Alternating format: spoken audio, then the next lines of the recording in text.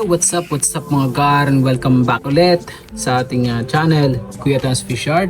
And for today's video, mag-update na naman tayo mga gar sa ating to be fixed na ating kinip na nakaraan.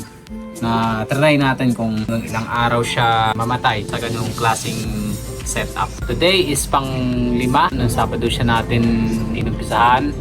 And today is Wednesday. So pang 5 araw siya ngayon mga gar.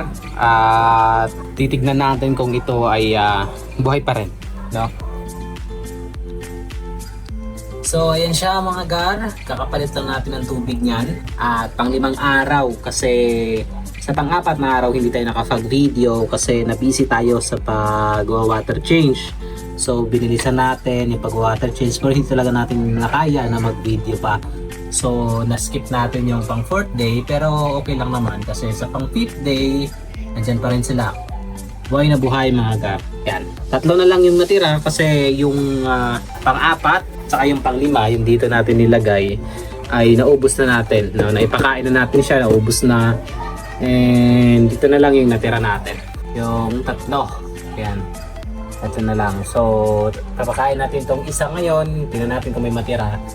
Yan, tapos yun, the rest, 2 na lang. So malamang hanggang bukas or Friday ng umaga na lang itong mag-last.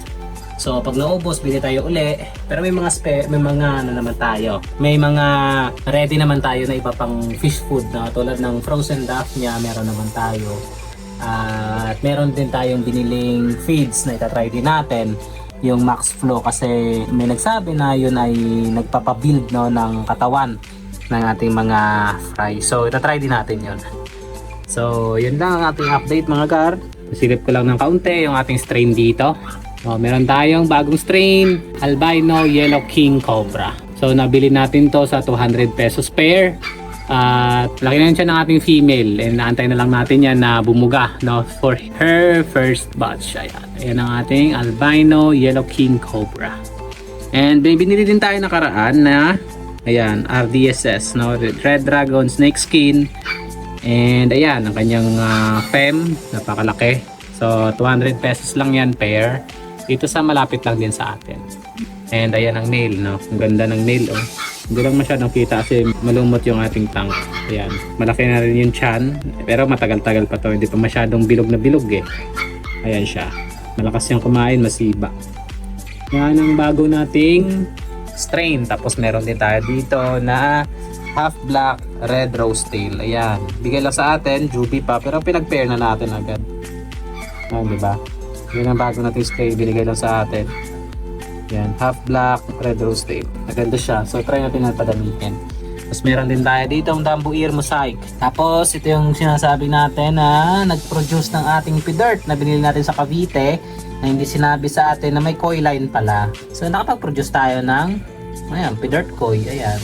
Pero ang kulang sa kanya dati, sabi ko, is yung ear.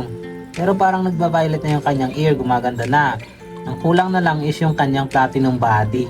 Kasi parang may konting platinum lang siya, pero hindi totally platinum. Ayan. So natatalo siya ng ating female. Nabubuli siya. Pero pag masundot lang naman yan, mabuntis, goods na yan. So yan. Yan ang anak ng ating P-Dirt. So kaya hindi tayo nakapag-out ng P-Dirt ng mga first batch natin. Kasi may ganyan. Hindi naman ito pwedeng ibenta yan ng P-Dirt kasi may koi line siya. Yun. So ang gagawin natin, eliminate na lang natin yung P-Dirt natin na yung una kasi meron naman tayong bagong P-Dirt eh. And itry natin tong i-perfect itong ating na-produce na sariling P-Dirt koi. Yun. Hindi lang siya kagandaan tulad ng ibang P-Dirt koi talaga. Na as in P-Dirt koi na talaga. So kasi eto accidentally produce lang, hindi naman natin inaasahan na mayroong koi line yung ating P-Dirt. So try natin kasi may P-Dirt koi din na babae. And dito sa mga selected natin na P-Dirt, may P-Dirt koi din dyan dito. Ito yung last batch na bago namatay yung mga breeder natin na P-Dirt. May koi din dyan. May isa kita din ako. Tapos dito mayroon din. Nakita din ko yun, oh. Yun. May koi din siya na cap sa ulo. Yan. So ito. So ewan ko ano magiging ano nito resulta. Sayang din kasi pag-aalaga natin kaya sinuloy na lang. Ayun. So hanggang dito na lang muna mga gar yung ating video. So yun lang ang mga update natin dito sa ating fish yard. So hanggang sa muli mga gar, Kuya Tans Fishard, fish out!